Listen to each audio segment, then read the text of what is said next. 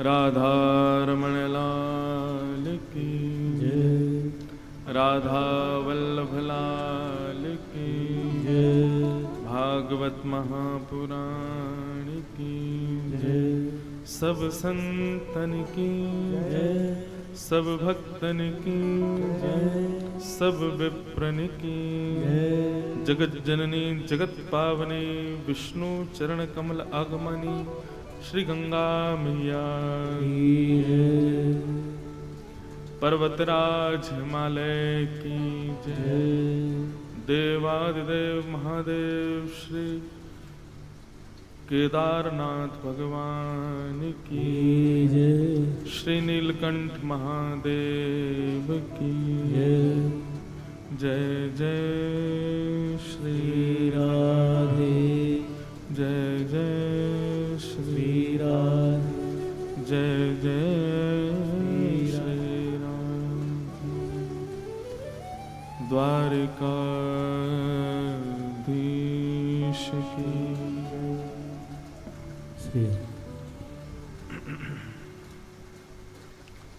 परम मंगल में परात्पर अखिलेश्वर अकारण करुणा वरुणालय भक्त वांछा कल्पतरु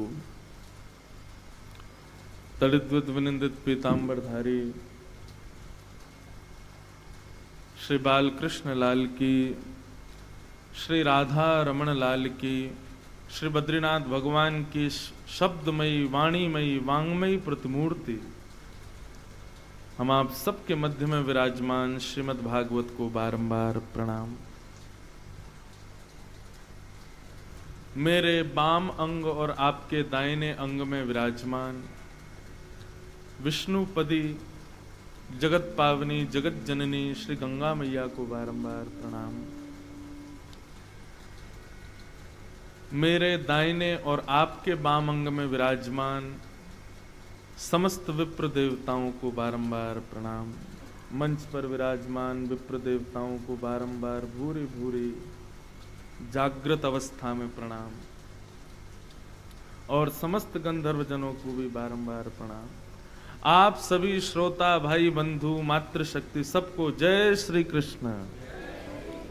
इतने आराम से नहीं, थोड़ा जोश में बोलो, जय श्री कृष्ण, जय सिया राम, हर हर महादेव, जय श्रीमन नारायण, जय जय श्री राधे। सबको भी बहुत बहुत प्रणाम। आज परमानंद का विषय है।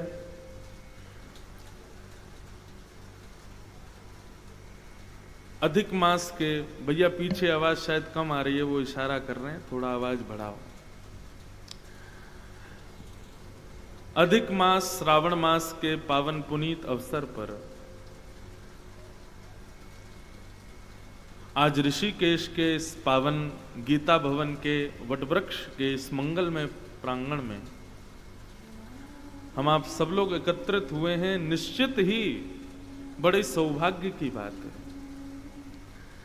और इस सौभाग्य को किस रूप में हम समझें कि हमारे कोई पुण्य है, कि हमारे गंगा स्नान का फल है, कि हमारी सेवा का फल है, आप जो समझो, पर हमारे भाव में बस ये कह सकते हैं कि श्रीमन नारायण हम और आप सबसे बड़े प्रसन्न हैं, इसीलिए हम लोग यहां एकत्रित हैं। निश्चित ही बद्रीनाथ भगवान हम लोगों से बड़े खुश हैं, इसीलिए ये अवसर हमको प्रदान किया है। इस अद्भुत संयोग का वर्णन नहीं किया जा सकता, केवल जो इस पंडाल में और इस सभागृह में बैठे हैं वही इसका अनुभव कर सकते हैं। अधिक मास है, पुरुषोत्तम मास है। पुरुषोत्तम मास की बड़ी महिमा है, 7 दिन तक हम वही सुनते रहेंगे पुरुषोत्तम मास में क्या क्या महिमाएं हैं। परंतु पुरुषोत्तम मास में स्नान की बड़ी महिमा है। तीर्थों में किए गए स्नान, समुद्रगामी नदियों में किया गया स्नान, इस सब का बड़ा महत्व है। और आज देखिए आप सब लोग ऋषिकेश आए, एक बार तो आप सबने स्नान किया ही, दूसरी बार फिर स्नान हो गया है। सब नवे धोवे से लग रहे हैं जितने भी बैठे हैं। और आप सबका स्नान किसी देव नदी में, किसी टोंटी के जल में, किसी सरोवर, तालाब या कुएं के जल से नहीं हुआ है। स्वाति के जल ने आप सबको स्नान कराया है। सीधा देवलोक से ही जल आया और उसने आपको परम पवित्र किया है। ये अद्भुत संयोग है। आज सुबह से ही, अब मैं तो कह देता हूं इस बात को, कान पकड़ के क्षमा मांगते हुए बोल देता हूं, पर इंद्रेश को बुलाओगे तो इंद्र तो बरसेगा। इसको कोई अभिमान मत समझिएगा, इसको कृपा समझिएगा। हम अभी 2-4 महीने पहले भी ऋषिकेश में कथा थी, उस पार त्रिवेणी घाट पर, तब भी वर्षा हुई। बेमौसम में भी वर्षा हो जाती है। कई लोग तो ये कहते हैं इंद्रेश महाराज जी की कथा कराओ तो कुछ लाओ मत लाओ, रेनकोट जरूर लाना, छतरी जरूर लाना, क्योंकि हम इंद्र दमन ठाकुर जी के उपासक हैं ना, श्रीनाथ जी। और श्रीनाथ जी को बार बार इस रूप में देखने के लिए इंद्र बरसता ही है, क्योंकि मेरो मन गिरधर छवि पे अटक्यो। ये जब गिरधर बन जाते हैं ना हमारे श्याम सुंदर, तब इंद्र को बड़ा सुख मिलता है। तो इंद्र जबरदस्ती वर्षा करता है ताकि ठाकुर जी ऐसे खड़े हो जाएं, गिरिराज जी को धारण कर। और उनके हम उपासक हैं, तो जहां भी जाते हैं, लाल जी हमारे साथ जाते हैं तो इंद्र स्वागत करता है। 7 दिन में 1 दिन तो इंद्र को स्वागत करना ही है। तो ये कोई अभिमानवश नहीं, कोई अहंकारवश नहीं, कृपावश ये बात कह रहा हूं। आप सब लोग यत्र तत्र जहां से भी पधारे हैं, आप सबका बहुत बहुत स्वागत है। विशेष रूप से इस कथा के आयोजक महिला मंडल है और सूरत के लोग सब यहां पर विशेष रूप से पधारे हैं। बाकी भी और कहां से आए वो तो मुझे अब 7 दिन में पता चलेगा, परंतु आप सब जहां से भी आए बहुत बहुत आपका स्वागत है। और हम भी अभी सोमनाथ में कथा विश्राम परसों करके पधारे हैं। हमारी जीवन की प्रथम राम कथा श्री सोमनाथ में महादेव की सन्निधि में पूर्ण हुई और महादेव ने वहां से उठा करके अपने ही स्थान पर इस ऋषिकेश में भेजा है। बंधुओं, गंगा की, ऋषिकेश की, देवभूमि की, उत्तराखंड की, हिमालय की महिमाएं अनंत हैं। स्याही खत्म हो जाएगी लेकिन महिमाओं का लेखन खत्म नहीं हो सकता। वक्ता कहते कहते प्राण त्याग सकते हैं, लेकिन वर्णन करते करते समय पूर्ण हो जाएगा, वर्णन खत्म नहीं होगा, इतना वर्णन है। और उसमें भी ये पुरुषोत्तम मास, और वो भी श्रावण मास के सहित पुरुषोत्तम मास। अनंत महिमा है, अनंत अनंत कोटि महिमा है। इसकी महिमा का वर्णन नहीं है। मेरा भी ये सौभाग्य है कि अपने कथा क्रम के जीवन काल में दूसरा पुरुषोत्तम मास ये मुझे प्राप्त हो रहा है कथा कहने के लिए। इससे पहले जब पुरुषोत्तम मास आया था तब गोवर्धन श्री गिरिराज जी की तलेटी में कथा हुई थी। अविस्मरणीय कथा है मेरे जीवन की, और निश्चित ही ये कथा भी अविस्मरणीय रहेगी। महादेव की भूमि, गंगा जी का कलकल नाद, और कलकल नाद गंगा जी का ही नहीं है, यहाँ तो ऊपर से भी मेघमालाओं का कलकल नाद हो रहा है। और इन सब के बीच में ये संयोग अद्भुत है। और जिस स्थान पर आप बैठे हो बंधुओं, ऋषिकेश की महिमा भी, अब देखो कहां तक महिमाओं पे महिमा है। ये जो गीता भवन है, और उस गीता भवन में भी ये जो वटवृक्ष स्थान है, मैंने आज तक केवल यहां के बारे में सुना ही था, प्रथम बार आया हूं आज दर्शन के लिए, इस स्थान का अनुभव करने के लिए। परम पूजनीय, प्रातस्मरणीय, जिनकी कृपा प्रसाद से आज पूरा विश्व भागवत कथा, भगवत गीता, रामायण, मानस आदि जैसे ग्रंथों का अवलोकन कर पा रहा है। ऐसे श्री भगवत निष्ठ परम पूज्य श्री हनुमान प्रसाद पोद्दार जी, परम पूजनीय श्री भाई जी, श्री राधा बाबा, परम पूजनीय प्रातस्मरणीय श्री राम सुखदास जी महाराज, ये वो निधि स्वरूप हैं जिन्होंने अपने जीवन काल में प्रत्यक्ष श्रीमन नारायण का अवलोकन किया है, दर्शन किया है, जिन्होंने प्रत्यक्ष राधा कृष्ण की लीलामृतों का दर्शन किया है। ये सब वो नाम हैं, ये साधारण नाम नहीं है। और इन सब भगवतनिष्ठ भजनानंदियों ने इस भूमि को पवित्र किया है अपने भजन से, जहां पर आप बैठे हो। इसलिए बंधुओं, वैसे तो हम कथा सुनने के लिए यहां बैठे हैं, लेकिन फिर भी 7 दिनों में प्रयास कीजिएगा कोई मानसिक अपराध भी आपसे ना बने, कोई मानसिक हमसे भूल ना हो, इसका भी बहुत विचार कीजिएगा। पुरुषोत्तम मास भगवान श्री कृष्ण का अति प्रिय मास है। श्रीमन नारायण ही मानो पुरुषोत्तम मास में वायु, सूर्य का प्रकाश, रात्रि की चंद्रमा, सब कुछ जो कुछ भी है जिससे भी हम जीवित हैं, ये पंचभूत भी, पृथ्वी, जल, तेज, वायु, आकाश, सब कुछ नारायण में हो जाता है। अभी जो आप श्वास भी ले रहे हैं ना, उसमें भी श्रीमन नारायण ही आपके भीतर प्रवेश कर रहे हैं। इतना पवित्रतम ये मास है, अति प्रिय। साल भर में जितने भी श्रेष्ठ दिन होते हैं, चाहे जन्माष्टमी हो, चाहे राधाष्टमी हो, चाहे रामनवमी हो, हनुमान जयंती हो, नवरात्रि के दिन हो, कार्तिक मास हो, जितने भी साल भर के श्रेष्ठ दिनों में पुण्य प्राप्त होते हैं, वो सारे पुण्य पुरुषोत्तम मास के प्रति क्षण में प्राप्त होते हैं, हर सेकंड में। ऐसा है पुरुषोत्तम मास। हमसे भूल चूक में, जाने अनजाने में जो भी अपराध हमसे बन जाते हैं, पुरुषोत्तम मास के हर क्षण में भगवत दर्शन, भागवत दर्शन, तीर्थों का दर्शन, संत वैष्णवों का दर्शन उन समस्त पापों को नष्ट कर देता है। बहुत ध्यानपूर्वक सुनिएगा और सब लोग एक निष्ठ होकर के बैठिए, बिल्कुल एक एक शब्द सुनिए। जो भी अपराध हमसे बन जाते हैं, चाहे जाने में चाहे अनजाने में, ठाकुर जी हमको 4 वर्ष में एक बार पुरुषोत्तम मास में अवसर देते हैं कि उस भूल को ठीक कर लो। आपसे जो भी अपराध हुआ उससे निवृत्त होने का प्रयास कर लीजिए, मैं आपको अवसर दे रहा हूं। तो ये अवसर है, इसको गवाइएगा मत।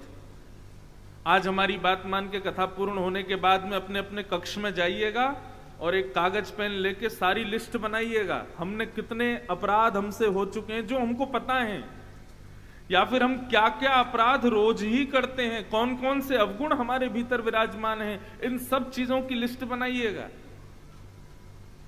और सबको एक बार अवलोकन करके 7 दिन तक नित्य उनका दर्शन कीजिएगा। ये मेरे अपराध हैं, ये हमारे अवगुण हैं, हे गंगा मैया कृपा करो, हे भागवत जी आप कृपा करो, हे पर्वतराज हिमालय, हे बद्री केदारनाथ भगवान आप कृपा करके हमको परम पवित्र करो। हम संकल्प लेते हैं आज के बाद ऐसा नहीं करेंगे।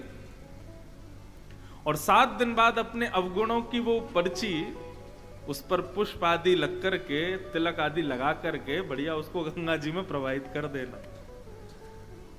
लेकिन संकल्प के साथ गंगा मैया को वचन देना कि आज के बाद नहीं करेंगे, आप इस बार हमको पवित्र कर दो। बस आप अपनी पर्ची उसको प्रवाहित कर देना, गंगा मैया आपको परम पवित्र कर देंगे। ये पुरुषोत्तम मास आपको नारायणमय बना देगा।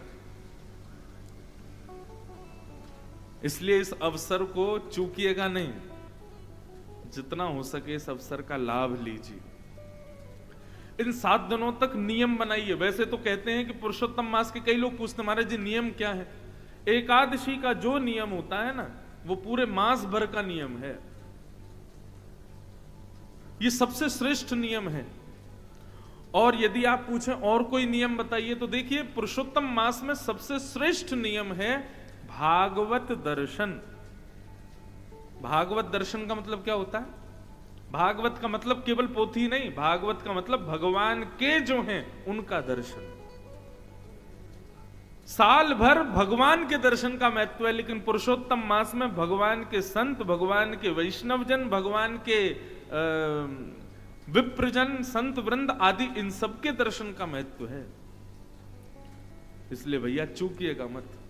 ब्राह्मणों को प्रणाम करो, संत जनों को प्रणाम करो, जो भी वैष्णव तिलक में दिखाई दे उसको प्रणाम करो। वैष्णव दर्शन का फल है। हमारे गुरुदेव एक छोटी सी कथा सुना रहे थे पुरुषोत्तम मास की, कि नारायण भगवान से नारद जी ने जाकर के पूछा, महाराज इस पुरुषोत्तम मास के भाव का फल क्या है, और इस पुरुषोत्तम मास में विशेषता क्या है?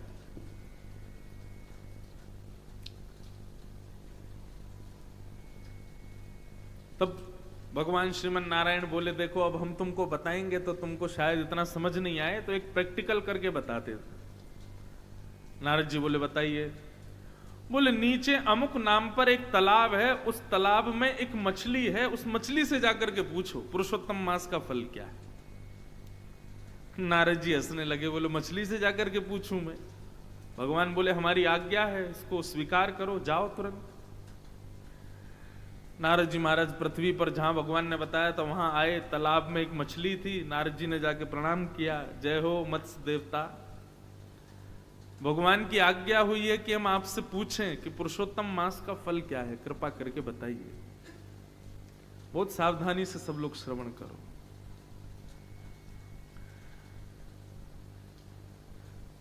मछली बोली, जय हो नारद जी, आपके दर्शन हो गए, हम तो कृतार्थ हो गए। एक काम कीजिए, सामने एक गौशाला है, वहां पर एक गाय बछड़े को जन्म दे रही है, आप उस बछड़े से जाकर के पूछिए। और ऐसा कहकर के मछली ने अपने प्राण त्याग दिए। नारद जी बोले ये क्या हुआ? भगवान ने तो आज्ञा दी थी कि ये बताएगी, लेकिन इसने तो प्राण ही त्याग दिए। लेकिन कह के गई है कि उनसे पूछो, गैया बछड़े को जन्म दे रही है। नारद जी गए गौशाला में, जाके गैया को प्रणाम किया।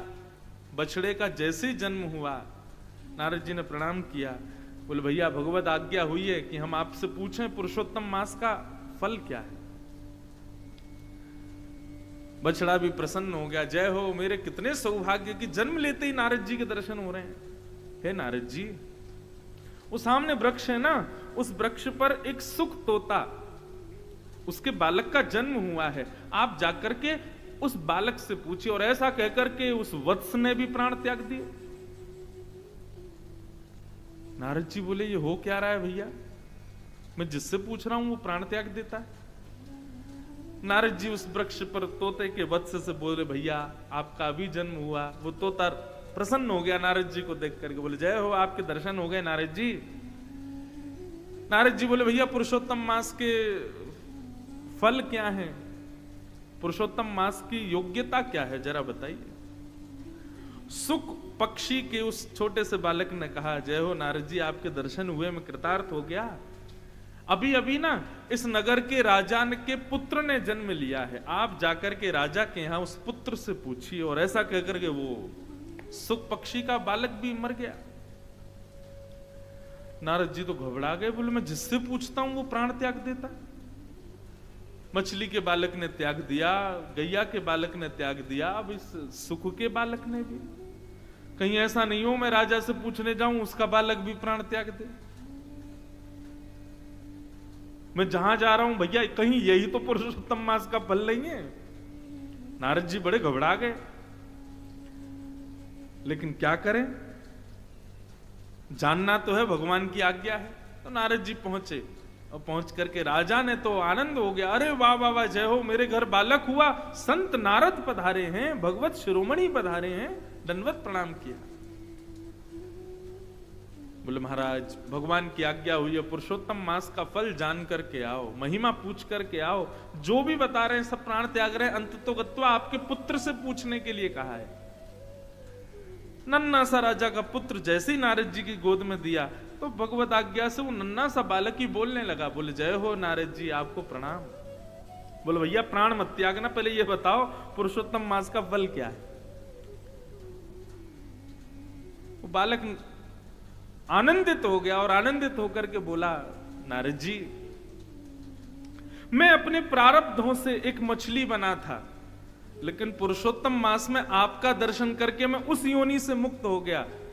अपने प्रारब्ध के कारण एक वत्स बन करके आया, बछड़ा बन के आया।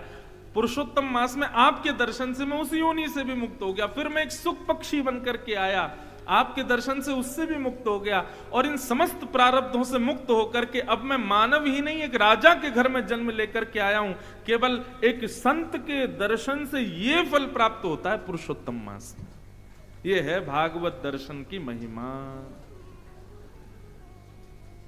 हे नारद जी, व्यक्ति अपने प्रारब्धों से 84 लाख योनियों में भटकता है, परंतु वो जितनी बार वैष्णव दर्शन पुरुषोत्तम मास में करता है, उतने ही उसके प्रारब्ध की योनियां जो हैं वो उनसे मुक्त होता चला जाता है। मतलब मान लीजिए कि आपने अगले 7 दिन में, अब राह चलता जो भी तिलक लगाए सब वैष्णवी हैं, जिसके गले में कंठी माला दिखे समझो वैष्णवी है। और महाराज इस ऋषिकेश में तो जो गंगा में डुबकी भी लगा रहा है ना, वो भी वैष्णव है।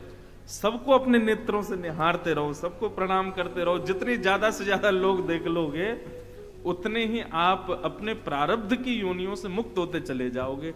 ये है पुरुषोत्तम मास में केवल भगवत भक्तों के दर्शन की महिमा। सोचो, भगवत भक्त के दर्शन की महिमा इतनी है तो तीर्थ में जाने की महिमा कितनी होगी। उस तीर्थ में भी भगवत नदियों में स्नान करने की क्या महिमा होगी, और भगवत नदियों में भी सर्वश्रेष्ठ श्री गंगा में स्नान की क्या महिमा होगी। और उसमें भी आप कथा भी सुन रहे हो। अपने मुझे बताया गया था जब इस कथा के लिए बात करने आए थे इस कथा के आयोजक, तो बोले महाराज जी जितने भी वैष्णव आ रहे हैं सबकी सेवाएं साथ आ रही हैं, सब अपने ठाकुर जी को संग लेकर के आ रहे हैं। बताओ इससे बड़ी महिमा और क्या होगी। गंगा स्नान, भागवत की कथा श्रवण, तीर्थ दर्शन, वैष्णव दर्शन, भक्त दर्शन, भगवत सेवा, और आप जो प्रसाद भी पाओगे, भोजन भी करोगे, वो सामान्य अन्य आहार नहीं है, वो भी प्रसाद है। 24 घंटे में से कम नहीं तो 18-19 घंटे तो आप लोग केवल भगवत में ही रहने वाले हो। निश्चित ही इस पुरुषोत्तम मास में किए गए हमारे द्वारा कर्म जो हैं वो जीते जी। अच्छा, अब इसके पीछे एक बात और, महाराज जी हमारे पुरुषोत्तम मास में किए गए नियम का फल हमको क्या मांगना चाहिए? ठाकुर जी से क्या फल मांग रहे हैं? वैसे तो हम वृंदावन वाले हैं, वृंदावन वाले कछु फल ना मांगे ठाकुर जी से, वृंदावन वाले फल ना मांगे, वृंदावन वाले ठाकुर जी को मांगे कि हे नाथ हमारे सब कर्मों का फल ये मिल जाए कि श्याम सुंदर हमको प्राप्त हो जाए, ठाकुर जी हमको प्राप्त हो जाए।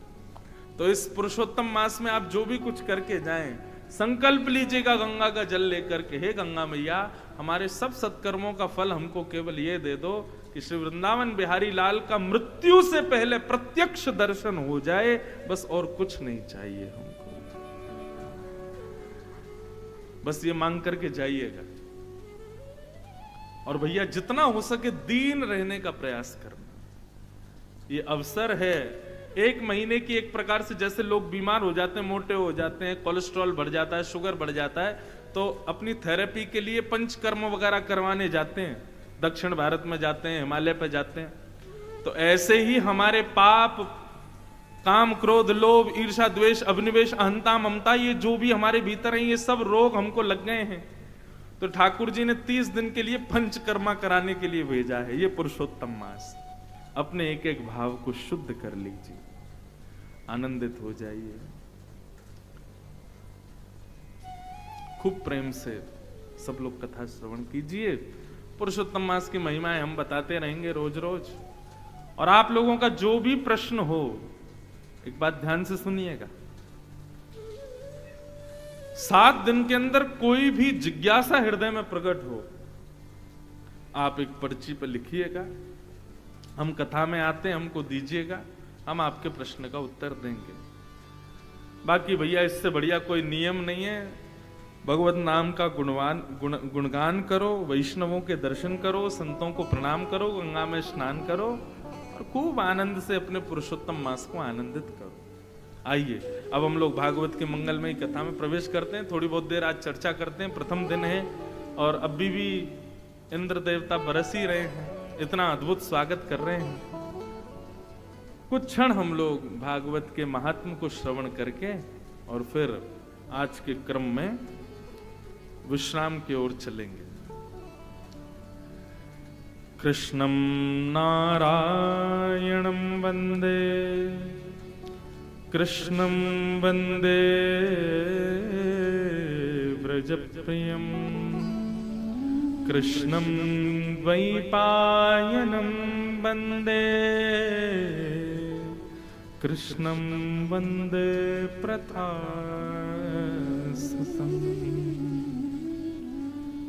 सच्चिदानंद रूपाय विश्वोत्पत्त्यादि हेतवे, तापत्रय विनाशाय श्री कृष्णाय वयं नमः। सच्चिदानंद रूपाय विश्वोत्पत्त्यादि हेतवे, तापत्रय विनाशाय श्री कृष्णाय वयं नमः। भगवान का अद्भुत परिचय दिया गया है महात्म के प्रथम श्लोक में। ये एक श्लोक ही काफी है श्रीमन नारायण को जानने के लिए, कृष्ण को जानने के लिए। बहुत ध्यान से सुनिएगा। 3 प्रकार के रूप हैं भगवान के, 3 प्रकार के गुण हैं भगवान के, 3 प्रकार के कर्म हैं भगवान के, त्रिकालाबाधित हैं भगवान। और उनका सुंदर वर्णन यहां पर भागवत के महात्म्य में किया गया। कैसे हैं भगवान? सच्चिदानंद रूपाय। ठाकुर जी का रूप कैसा है? पहला सत्य, भगवान सत्य है। सब लोग इधर देखो, कथा सुनो ध्यान से, सावधानी से। ठाकुर जी का प्रथम स्वरूप क्या है? सत्य।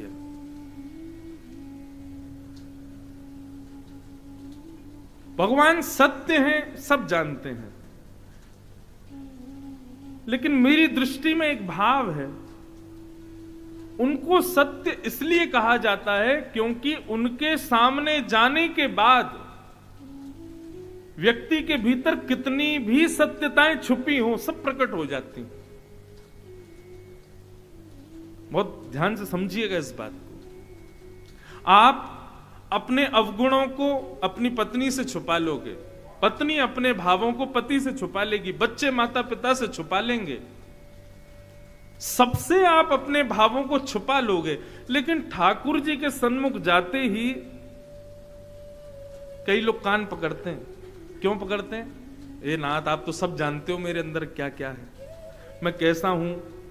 ये पड़ोसी को देख करके मुझको कितनी जलन होती है, आपको सब पता है। किसी की उपलब्धि मुझसे देखी नहीं जा रही है, आप सब जानते हो नाथ। मैं एकादशी के दिन चुपके चुपके रोटी खा लेता हूं, आपको पता है नाथ। आप सब जानते हो नाथ, आपसे क्या छुपा है।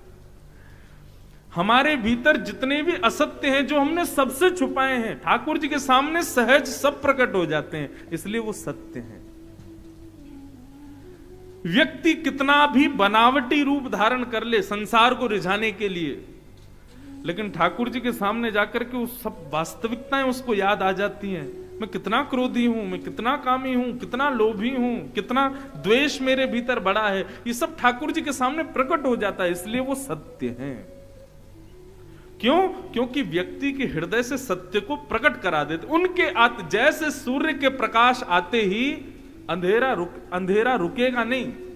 सूर्य के प्रकाश आते ही कितनी भी बहुमूल्य वस्तु हो, अंधेरे में जो दिख नहीं रही है वो प्रकट हो जाती है। ऐसे ठाकुर जी के सामने जाते व्यक्ति के सारे विकार, सारे असत्य प्रकट हो जाते हैं, इसलिए वो सत्य है। तो भगवान का पहला स्वरूप क्या है? सत्य।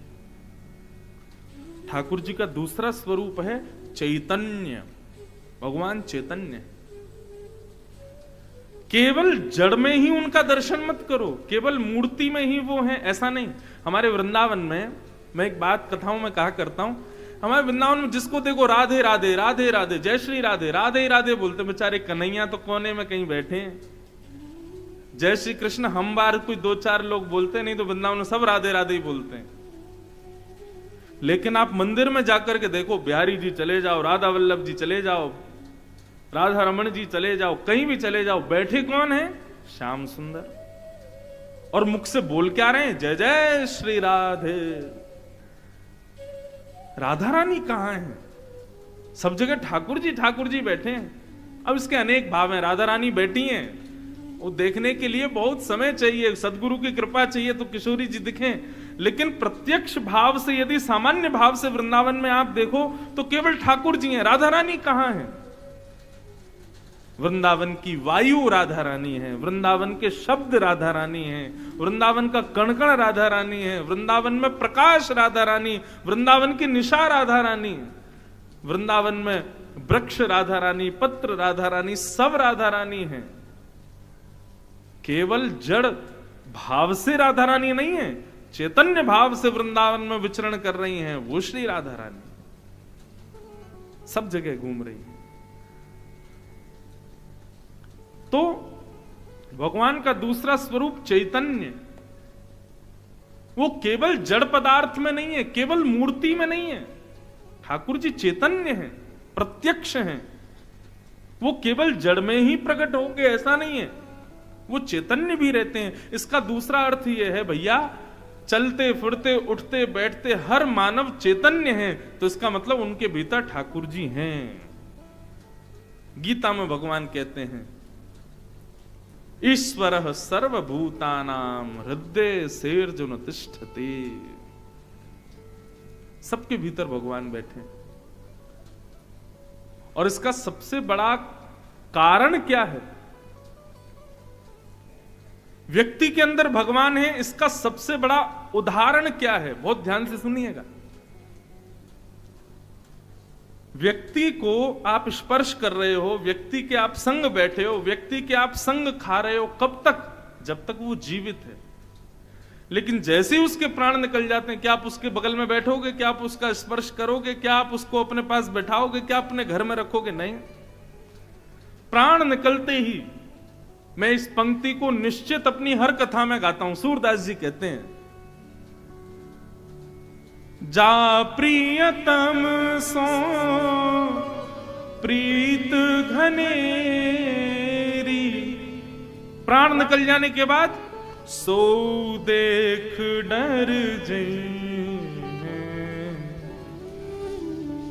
जा प्रियतम सो प्रीत घनेरी।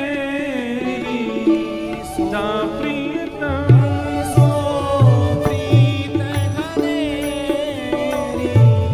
जा प्रियतम सो प्रीत घनेरी। जा प्रियतम सो प्रीत घनेरी। सो देख डर जइने। सो देख डर जइने। पत्नी को अपना पति बहुत प्रिय है, पति को अपनी पत्नी बहुत प्रिय है, बच्चों को अपने माता पिता बड़े प्रिय हैं, माता पिता को अपने बच्चे बड़े प्रिय हैं, भाई भाई को प्रिय है, बहन बहन को प्रिय है। सब एक दूसरे से प्रेम करते हैं, आसक्ति है सबकी। लेकिन जैसे ही हम जिससे प्रेम करते हैं वो अपने प्राण त्याग देता है। हम रोते जरूर हैं, हम बिलखते जरूर हैं, लेकिन उस समय कोई कह दे, अच्छा भैया रो मत, एक काम करो, इनको तुम अपने कमरे में ही रखो, है ना, वहीं रखो इनको, बढ़िया रोज सुबह श्रृंगार करना, अब खाएंगे तो है नहीं, रोज इनका भोग लगा देना, रखो इनको अपने घर के साथ ही, मत भेजो इनको शमशान घाट, अपने घर में ही रखो। रखोगे? नहीं रखो। भाई बंधु जो सब उससे प्रेम करते हैं, पंडित जी मुहूर्त कब है, कब ले जाना है इनको शमशान घाट? अरे भैया तुमसे बहुत प्रेम करता था, 2-4 दिन रख लो। अरे नहीं महाराज, रख नहीं सकते। क्यों? दुर्गंध आने लगेगी शरीर में से। अब इसके प्राण चले गए हैं, अब ये हमारे किसी काम का नहीं है। वो प्राण जो चले गए हैं वही चैतन्य भगवान है, जिसकी वजह से वो किसी का भाई था, जिसकी वजह से वो किसी का गुरु था, जिसकी वजह से वो किसी का पति था। वो व्यक्ति किसी का नहीं था, उसके भीतर बैठे चैतन्य सबके थे। वही चैतन्य भगवान का दूसरा रूप है। मन पंछी उड़ जाई है जा दिन, मन पंछी उड़ जाई है, मन पंछी उड़ जाई है जा दिन, मन पंछी उड़ जाई। सूरदास जी कहते हैं, बिन गोपाल को नहीं अपनो, बिन गोपाल को नहीं अपनो, बिन गोपाल को नहीं अपनो, बिन गोपाल को नहीं अपनो, जासों की रहती रही,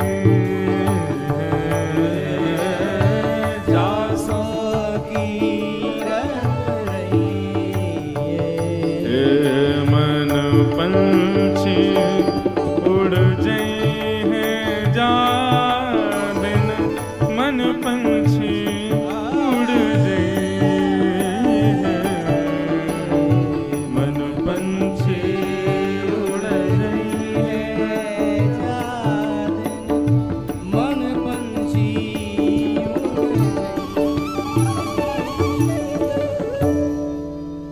समझ में आई बात?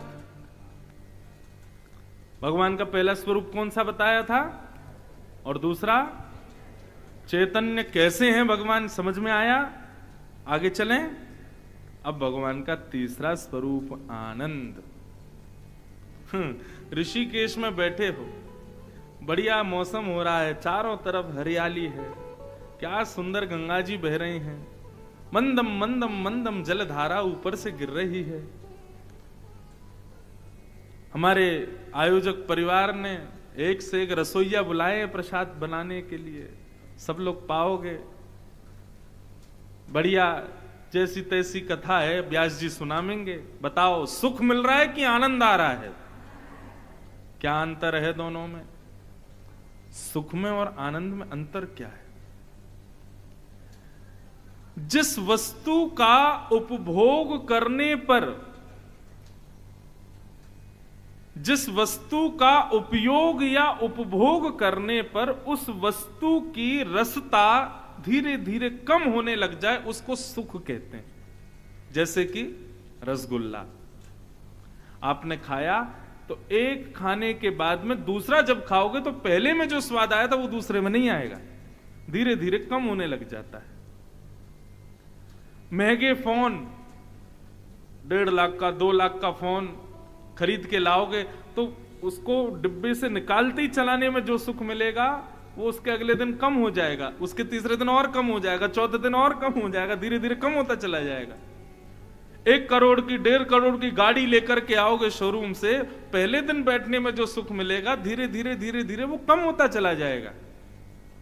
25,000 रुपए प्रतिदिन के महीने के कमरे में किसी होटल में रुकोगे तो प्रवेश करते ही जो सुख मिलेगा वो हर क्षण में कम होता चला जाएगा। संसार की हर वस्तु जिसका उपभोग करने पर उसके उपभोग से मिलने वाला सुख कम होता रहे, उसी को सुख कहते हैं। लेकिन ऐसी वस्तु जिसका उपभोग करने पर रस का वर्धन होता रहे, उसको आनंद कहते हैं। और वो आनंद केवल ठाकुर जी की कथा और ठाकुर जी के दर्शन, वैष्णव संग और ये मधुर आनंद में ही होता है।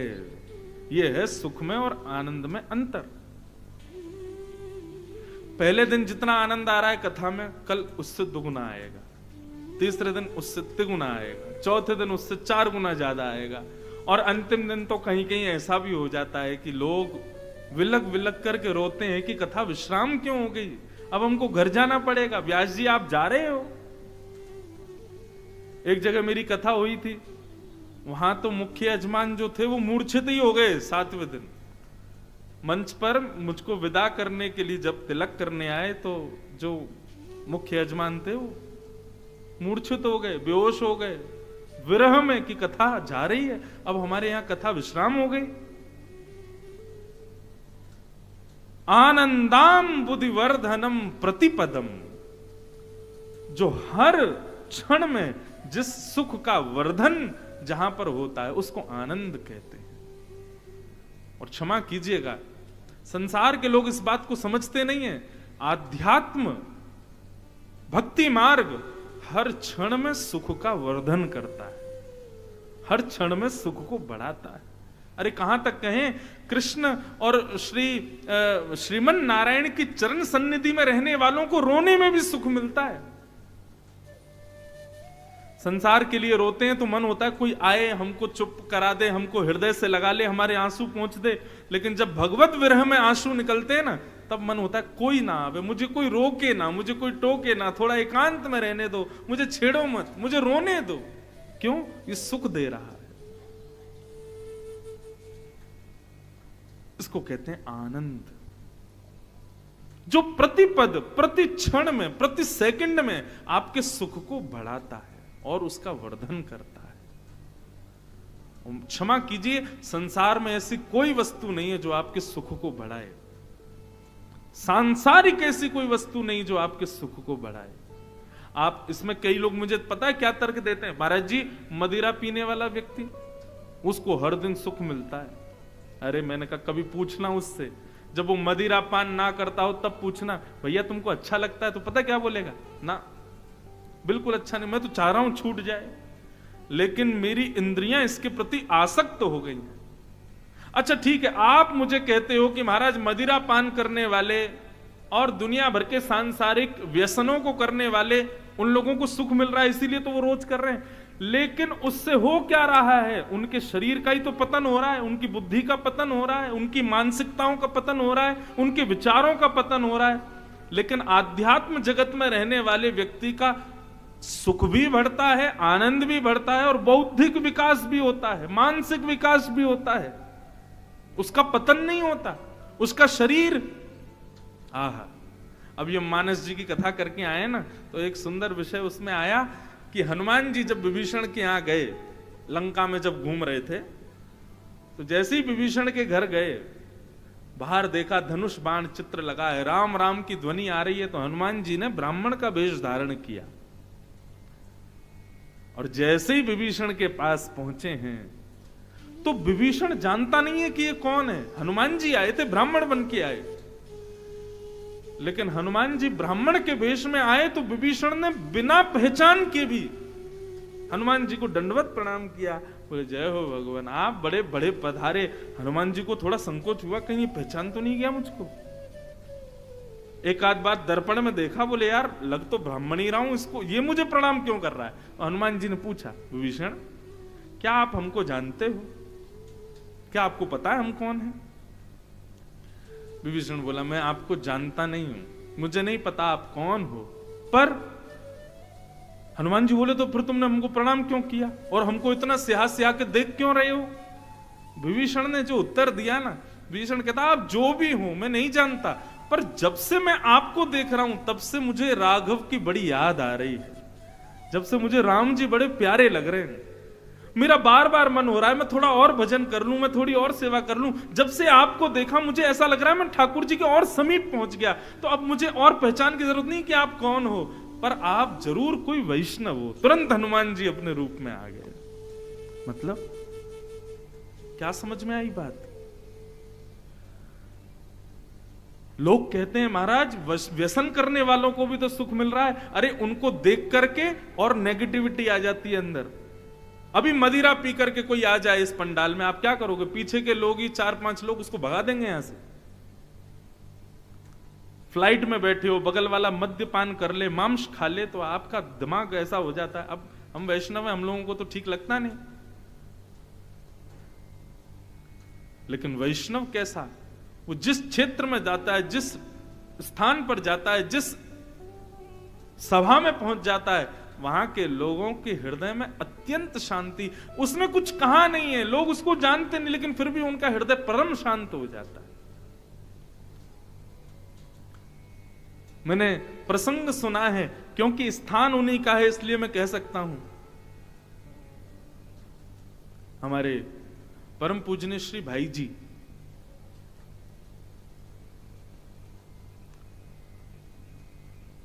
भाई जी का एक मैंने प्रसंग कहीं सुना कि जब श्री राधा बाबा भाई जी से प्रथम बार मिलने के लिए गीता वाटिका पहुंचे, थे बड़े ज्ञानी थे, उनके आगे अच्छे अच्छे ज्ञानी ठहर नहीं पाते थे, उनके प्रश्नों का उत्तर सब देते थे, लेकिन वो संतुष्ट नहीं थे। तब किसी ने उनसे कहा कि आप एक काम करो बाबा, आप ना वहां जाओ गीता वाटिका, और वहां पर आपको भाई जी मिलेंगे, आप उनका दर्शन कीजिएगा, वो आपके शंका का समाधान करेंगे। ब्रह्मचारी, ब्रह्मनिष्ठ, अत्यंत तेजवान, और अवस्था भी ज्यादा नहीं थी। गीता वाटिका पहुंचे,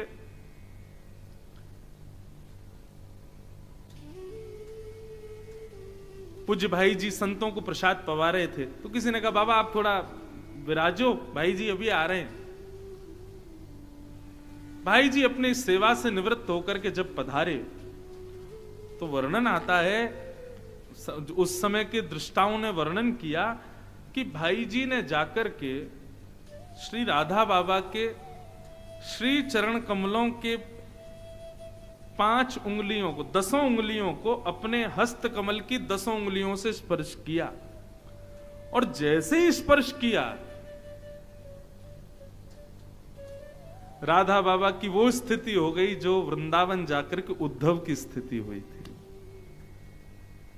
बस अब कुछ सुनना, कहना, कोई प्रश्न करने के लिए बोले ही नहीं, बस ऐसा लगा मेरे सारे समाधान हो गए हों केवल स्पर्श मात्र से। और फिर सदा सर्वदा के लिए राधा बाबा ने संकल्प लिया कि मैं जब तक जीवित हूं, जब तक पृथ्वी पर हूं, तब तक 24 घंटे में एक बार भाई जी को जरूर देखूंगा। यह है आध्यात्मिक व्यक्ति के स्वरूप का, स्पर्श का, उसकी उपस्थिति का यह प्रभाव है। यह एक व्यसनी का हो सकता है। इसलिए बंधुओं, भगवान का दूसरा स्वरूप, तीसरा अंतिम स्वरूप है आनंद। आनंद मतलब जो आपके सुख का प्रतिक्षण वर्धन करे, हर क्षण में उसका वर्धन होता रहे, हिलोरें उठती रहें। अच्छा, एक अंतर और है सुख में और आनंद में। सुख में बहुत व्यवस्थाएं चाहिए तब आपको अच्छा लगता है, लेकिन आनंद में बिना किसी व्यवस्था के भी अच्छा लगता है। अब वैसे तो कई माताएं भाई लोग कुर्सी पे बैठे हैं, सबको प्रणाम है, उतर के नीचे मत आ जाना, बैठे रहना। अब आप व्यवस्था में बैठ के कथा सुन रहे हो, ठीक है, आनंद मिल रहा होगा, लेकिन थोड़े से आप वंचित हो रहे हो। आपसे ज्यादा सुख नीचे बैठने वालों को मिल रहा होगा, क्योंकि व्यवस्था का त्याग करके कथा सुन रहे हैं ना, ज्यादा व्यवस्थित होकर के नहीं सुन रहे, इसलिए इनको और ज्यादा आनंद आ रहा होगा। यही अंतर है सुख में और आनंद में। तो भगवान के कितने स्वरूप? 3। पहला सत्य, दूसरा चैतन्य, और तीसरा आनंद। सच्चिदानंद रूपाय। इसीलिए हम लोग कृष्ण जन्म जब होता है तब गाते हैं, नंद घर आनंद भयो जय कन्हैया लाल की, नंद घर आनंद भयो जय कन्हैया लाल की। नंद घर लाला भयो, नंद घर कृष्ण भयो, नंद घर बेटा भयो नहीं गाते। नंद घर आनंद भयो जय कन्हैया लाल की, नंद घर आनंद भयो जय कन्हैया लाल की। जय कन्हैया लाल की, जय यशोदा लाल की, जय कन्हैया लाल की, जय यशोदा लाल की, जय कन्हैया लाल की,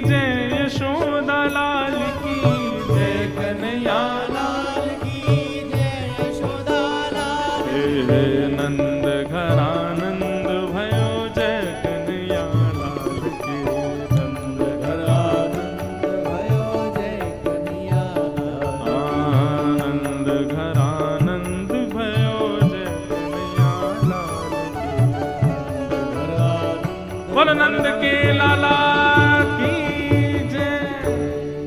ले प्रथम दिन ही आपकी कथा में नंद उत्सव हो गया, और वैसे भी आप सब पीले पीले वस्त्र पहन के बैठे हो, तो ये भाव उत्पन्न अपने आप ही हो गया। तो बंधुओं, ठाकुर जी आनंद हैं, सच्चिदानंद रूपाय। और फिर कर्म, 3 कर्म हैं भगवान के, विश्वोत्पत्त्यादि हेतवे। क्या करते हैं भगवान? विश्व का सृजन करते हैं, फिर विश्व का पालन करते हैं, और अंत में विश्व का संहार कर देते हैं। और तीसरी बात, भगवान के 3 गुण हैं। क्या? तापत्रय विनाशाय। ठाकुर जी का तो एक ही गुण है, कृपा का, लेकिन हम लोग जो त्रिगुण से युक्त हैं, आदि दैविक, आदि भौतिक, आध्यात्मिक, इन तीनों गुणों को जो स्वीकार करके उनका विनाश कर देते हैं, ऐसे श्री कृष्ण को हम प्रणाम करते हैं, उनको वंदन करते हैं।